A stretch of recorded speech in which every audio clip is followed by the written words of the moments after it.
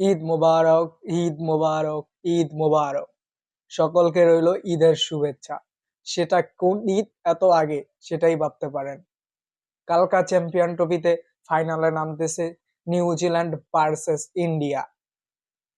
তো বলতে পারেন বাংলাদেশের এতে ঈদ মোবারকের কি আছে ভাই? বাংলাদেশ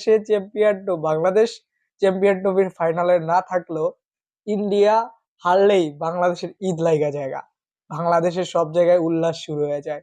এজন্যই আমি ঈদ মোবারক, ঈদ মোবারক, ঈদ মোবারক। অবশ্যই ইন্ডিয়া এবারের চ্যাম্পিয়ন ট্রফিতে যে সুযোগ সুবিধা নিয়েছে, এই সুযোগ সুবিধা যদি জিম্বাবুয়ে পেইতো তাহলে জিম্বাবুয়ে চ্যাম্পিয়ন ট্রফির ফাইনাল জিততো। তারপরও আমি মনে করি কালকে অর্থাৎ রবিবারে বিকালে 3টা বাজে চ্যাম্পিয়ন ট্রফির ম্যাচ, আমরা এটা সবাই জানি। আর এই চ্যাম্পিয়ন ট্রফিতে কারা জিতবো এটাও আমরা জানি।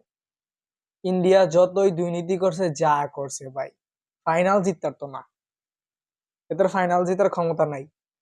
এ প্রত্যেকবার অস্ট্রেলিয়া থেকে বাস খাইছে, এবার নিউজিল্যান্ড থেকে খাইবো।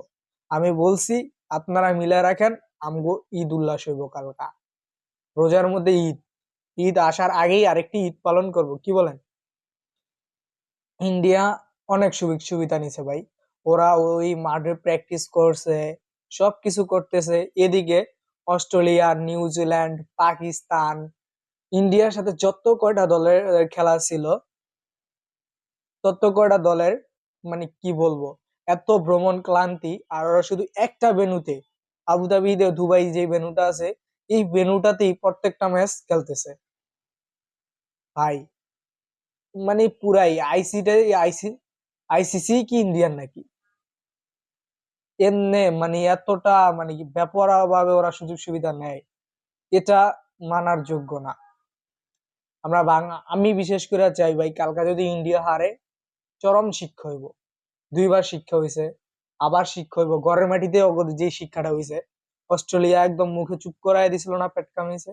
এবার দিব Kane Williamson. Wait wait and see. 3টা বাজে খেলা শুরু হইব। কি কই, এই ইন্ডিয়া জিতার তো না। ফাইনাল ম্যাচে সবগুলা কোলা কোলা খাবে, কালকে কোলা কোলা খাবে, দেখি নিও। চ্যাম্পিয়ন ট্রফির ফাইনাল নিউজিল্যান্ড জিতবো।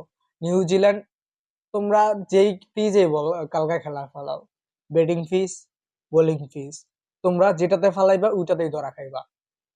আমি যেতটুকু বুঝতেছি বা যতটুকু বোঝা যাচ্ছে, ইন্ডিয়া চাইবে একটা স্পিন পিচে খেলা লাইতে।